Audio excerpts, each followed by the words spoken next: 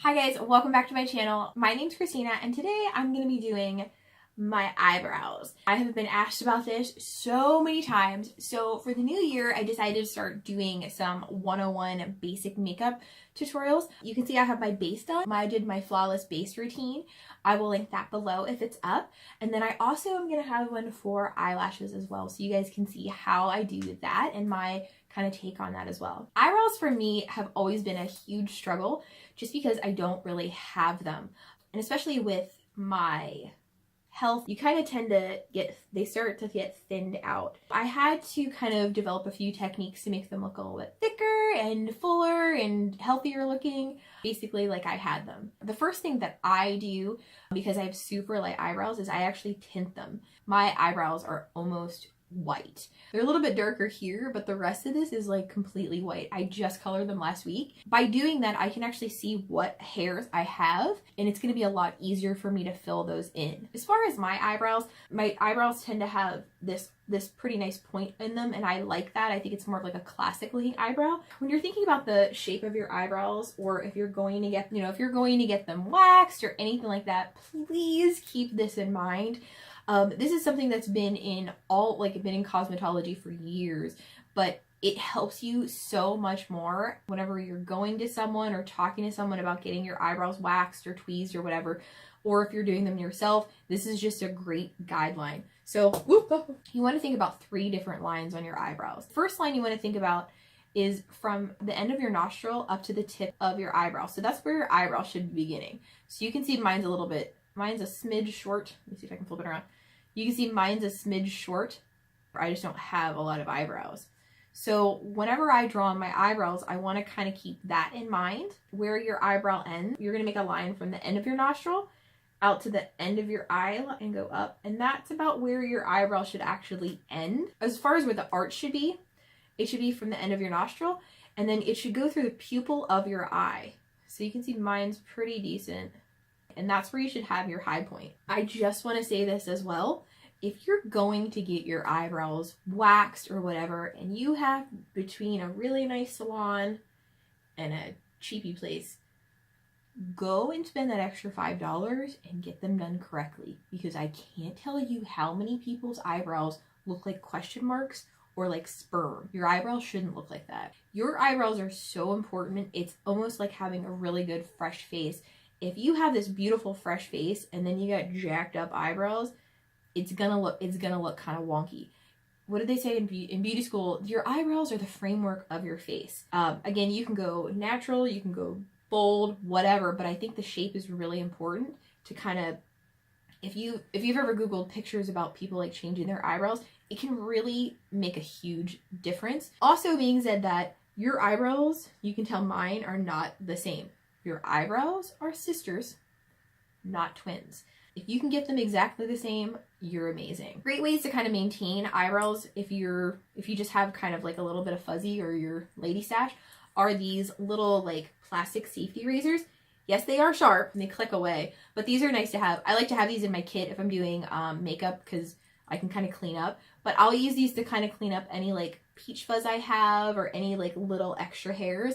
Those are really great for just kind of zipping that off, and it's nice because I don't have to tweeze some ways, and you can also tweeze them too, whatever you want to do. But I think if you're not really used to getting your eyebrows waxed, I think the best thing to do, or if you're not really used to knowing how your eyebrows should be shaped or anything about it, I think the best thing you can do is get some reference pictures and go to an actual like salon, not like a 5 and dime place, and talk to the stylist. Even ask for someone that has a little bit of extra experience about it, and then talk to them. Because before I would wax people, when I worked at the salon, I would have them hold the mirror and look exactly what I was going to do. Like, I'm like, well, we need to take this out. Do we need to pull your arch up? Because I keep seeing people and everybody's taking this front part out, and it's just, and that's where you get the commas, and just don't do that. Just don't do that. Ways that I filled in my eyebrows. I used to use pencils.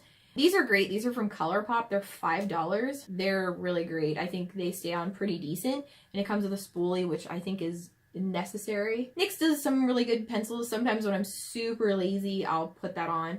You can also use a little bit of powder, but I'm going to show you how I do mine. I just tend to not like these because I feel like they, like any type of pencil I've ever had, just kind of like rubs off. And again, I'm a big face toucher during the day, so I need something that just stays put and doesn't move. So I tend to use dip pomades.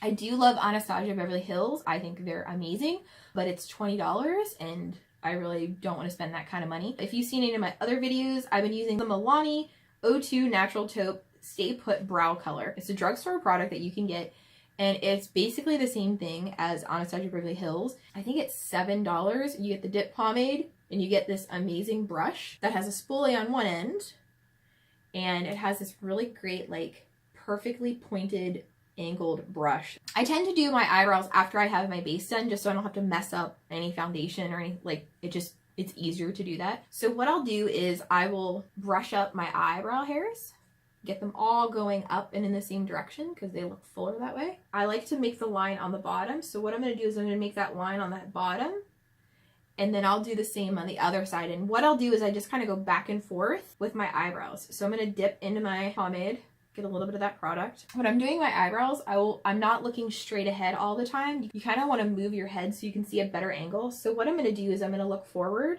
for this part and just start, because what I want to do is I want to start that line.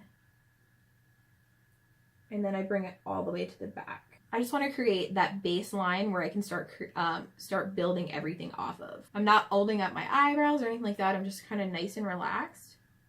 Okay, so I kind of got my baseline, I got my line on the bottom down, and then I take whatever's left on that little guy and I flip my brush and I start building up and making that front part thicker. And every so often I'm dipping in just to get a little bit more product. So I'm going to look at I'm going to follow my eyebrow and kind of get my point. And I'm using little baby strokes. I'm not making like a super thick, perfect line. I'm kind of making little baby strokes so it looks a little bit more like hairs. And then I go back and fill in the front. And it's not too hard.